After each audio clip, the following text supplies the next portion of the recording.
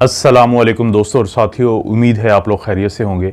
इस वीडियो में हम बात करेंगे कि जब किसी को एक दफ़ा दिल का अटैक हो जाता है तो उसके बाद उसको क्या खाना चाहिए और क्या नहीं खाना चाहिए। इससे दो फ़ायदे होंगे इस वीडियो से। एक तो वो लोग जिनको दिल का प्रॉब्लम बना है, क्योंकि अक्सर मुझे ये सवालात आते हैं, लोग पूछते हैं कि हमें दिल का अटैक हुआ था, अब क्या वो चीज़ है जिससे हमने परहेज़ करना है, जिसको हमने अवॉइड करना है और नहीं खाना, और कौन से वो खाने हैं कि जो हमारी रोज़ाना की जो खुराक है उसका हिस्सा होना चाहिए। एक तो उन लोगों को फ़ायदा हो जाएगा, और दूसरा वो लोग जिनको एक दफ़ा दिल का अटैक हो चुका होता है तो उनकी जो फैमिली में बाकी लोग होते हैं, क्योंकि जब फैमिली हिस्ट्री पॉजिटिव आ जाती है दिल के अटैक की वजह से, तो बाकी जो लोग हैं वो थोड़ा ज़्यादा ख़तरे में होते हैं बनिस्बत उन फैमिलीज़ के जिनके घर में दिल के अटैक वाला मरीज़ नहीं होता। तो अगर वो भी इस खुराक के पैटर्न को फॉलो करेंगे या अमूमी तौर पे फॉलो करेंगे कि इन चीज़ों को समझ के कि क्या वो चीज़ें हैं जो उनको नहीं खानी हैं और क्या वो चीज़ें हैं जिनकी तरफ तवज्जो ज़्यादा देनी है, तो जैसे उनके प्यारे को दिल का अटैक हुआ है तो वो उस दिल के अटैक से बहुत हद तक बच सकते हैं। तो ये वीडियो बड़ी अहम है। सबसे पहले तो आपके लिए जानना ज़रूरी है कि आपने क्या वो चीज़ें हैं जो कोशिश करें कि आप मत खाएँ। उन चीज़ों में आ जाता है, जैसे मिसाल के तौर पे जो फास्ट फूड्स होते हैं, बर्गर है, पिज़्ज़ा है, या जो मार्केट्स में आप जाते हैं और आपको प्रोसेस्ड फूड मिलता है। प्रोसेस्ड फूड में ये बिस्किट्स होते हैं। इसी तरह से बहुत ज़्यादा जो रैपर में बंद या जो कैंड फूड होते हैं कि जिनको कैन में डाला होता है, डब्बों में डाला होता है, सिवाय सब्जियों के। यानी कुछ बाज़ आपको सब्जियां और फल वो मिलती हैं जो डब्बों में पैक हुए होते हैं, लेकिन उनका भी आप चेक कर लें कि उनके अंदर उन्होंने कोई एक्स्ट्रा शुगर तो नहीं डाली हुई, एक्स्ट्रा कोई फैट्स वाली चीज़ तो नहीं डाली हुई, एक्स्ट्रा नमक तो नहीं डाला हुआ।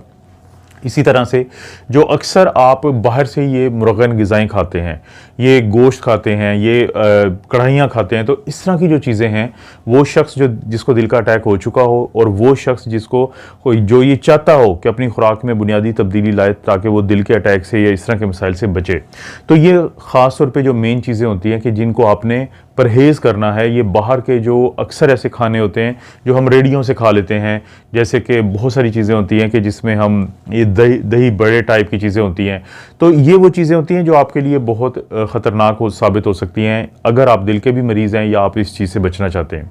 तो फिर खाना क्या है, फिर किस चीज़ पे हमने ज़्यादा तवज्जो देनी है, पहले मैं जनरल बात कर देता हूँ और फिर मैं बता देता हूँ कि 3 किस्म की खुराकें हैं जिनके लिए हम अक्सर लोगों को कायल करने की कोशिश करते हैं।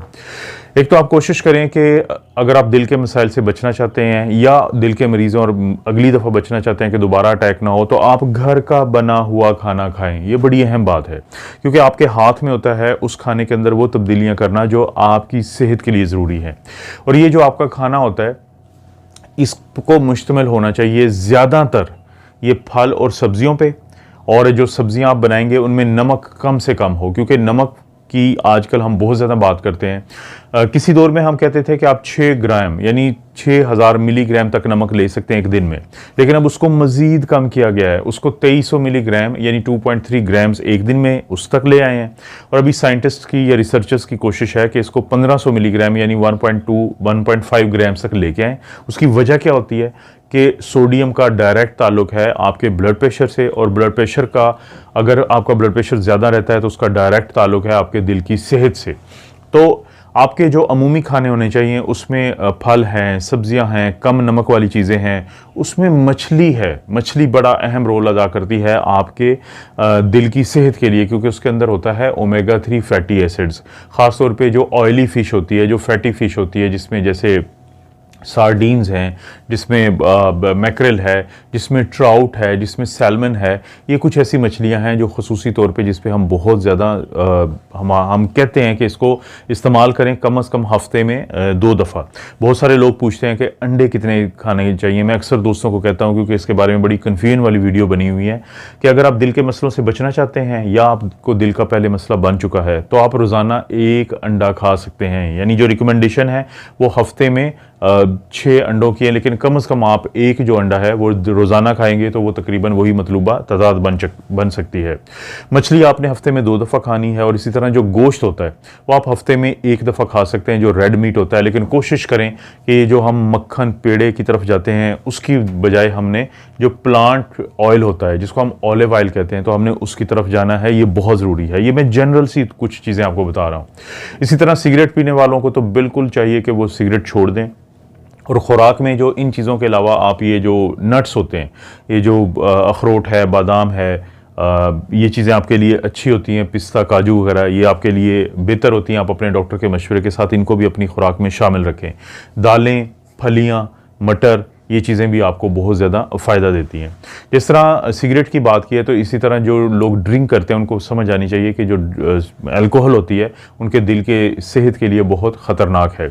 इसी तरह से अगर आपका वज़न ज़्यादा है तो आप अपने डॉक्टर के मशवरे से बात करके, उनसे मशवरा करके, तो आप अपना जो वज़न है उसको किसी हद तक कम करें। जो एक आइडियल बॉडी वेट है उसके करीब करीब रखें। ये आपको चार्ट मिल जाते हैं अपनी हाइट के हिसाब से। मोटापा एक बहुत ख़तरनाक चीज़ है दिल के लिए। अगर आप फिज़िकल एक्टिविटी की बात करते हैं तो आपको हफ्ते में कम से कम जो 75 मिनट्स की जो सख्त किस्म की कोई एक्सरसाइज करनी चाहिए, और हफ्ते में 150 मिनट जो है वो आम फिज़िकल एक्टिविटी जैसे तेज़ी से चलना, स्विमिंग वगैरह करना, तो वो चीज़ करनी चाहिए। तो फिज़िकल जो एक्टिविटी है वो भी बहुत ज़रूरी है। फूड सप्लीमेंट्स का बहुत सारे लोग पूछते हैं, क्योंकि दोस्तों देखें, हमारे जो खाने हैं, अगर आप सब्जियां और फल ज़्यादा खाएंगे तो आपको विटामिन B12 और आयरन की कमी हो सकती है। मैंने कल ही विटामिन B12 पे ये वीडियो बनाई है। आपके पास अगर टाइम हो तो आप विज़िट करें, डिस्क्रिप्शन में लिंक मिलेगा, आप ये वीडियो देखें, ये बहुत ज़रूरी है। वो लोग जो ज़्यादा फल और सब्ज़ी खाते हैं तो उनको चाहिए कि वो अपना आयरन का लेवल और अपना विटामिन B12 का लेवल ज़रूर चेक करवा लें, और अगर उसमें कमी मिलती है तो अपने डॉक्टर के मशवरे के साथ फूड सप्लीमेंट ज़रूर लें। इसी तरह से अगर मैं पाकिस्तान, इंडिया, श्रीलंका, बांग्लादेश में रहने वाले लोगों की बात करता हूं, क्योंकि ये जो उर्दू में मेरी वीडियोस होती हैं अक्सर इसका ऑडियंस इन्हीं इलाकों से होता है, तो हमारा जो कलर होता है वो हमारे अंदर जो सूरज की शुआएं हैं उनको ज़्यादा नहीं जाने देता, जिसकी वजह से विटामिन डी जो सबसे बड़ा ज़रिया है इस तरीके से बनने का, वो उसमें आमतौर पे हमारे अंदर कमी होती है। और विटामिन डी की जो कमी है वो हमारे दिल की जो सेहत है उसके साथ उसका बहुत गहरा ताल्लुक है। तो अपना विटामिन डी का लेवल चेक करवाएं। इसके ऊपर भी मेरी एक वीडियो है, इसका भी डिस्क्रिप्शन में लिंक मिल जाएगा, आप इसको भी विजिट कर सकते हैं। तो विटामिन डी का जो लेवल है उसको पूरा रखना ज़रूरी है। आपका डॉक्टर आपको इसका भी सप्लीमेंट देगा तो आपको इसका भी बहुत ज़्यादा फ़ायदा हो सकता है। जो फूड सप्लीमेंट हैं वो भी आप कोशिश करें हमेशा अपने डॉक्टर के मशवरे के साथ शुरू करें, ताकि आपके दिल की सेहत और अमूमी सेहत के ऊपर वो असरअंदाज होते हैं तो उस चीज़ को भी देखा जा सके। तो ये मैंने एक जनरल चीज़ें आपको बता दी हैं कि ये वो चीज़ें हैं कि जिनके ऊपर अगर आप दिल को अटैक आपको हुआ है, या आप अगले अटैक से बचना चाहते हैं, या आपकी फैमिली के मुख्तलिफ लोग जो हैं वो बचना चाहते हैं दिल के अटैक से, तो वो इस चीज़ को फॉलो करें। 3 किस्म की खुराकों का मुख्तसर तरीन जिक्र कर देता हूँ कि बहुत मशहूर हैं वो। एक है मेडिटेरेनियन डाइट, जिसके अंदर वही चीज़ है कि इसके ऊपर मेरी वीडियोज़ हैं, ये आप देख भी सकते हैं, डिस्क्रिप्शन में इन तमाम वीडियोज़ का आपको लिंक मिलेगा। मेडिटेरेनियन जो डाइट होती है उसके अंदर भी फल है, सब्ज़ी है, होल ग्रेन्स हैं, अंडे हैं, दालें हैं, फिश है, और रेड मीट कम खाना है, और ऑलिव ऑयल जो होता है या प्लांट बेस्ड ऑयल जो होता है बनिस्बत एनिमल ऑयल के, क्योंकि एनिमल ऑयल में सेचुरेटेड फैट ज़्यादा होती है, ट्रांस फैट ज़्यादा होती है, जबकि जो प्लांट ऑयल होते हैं उनके अंदर अनसेचुरेटेड या मोनो अनसेचुरेटेड जो फैट्स होती हैं वो ज़्यादा होती हैं, जो आपके लिए अच्छी हैं।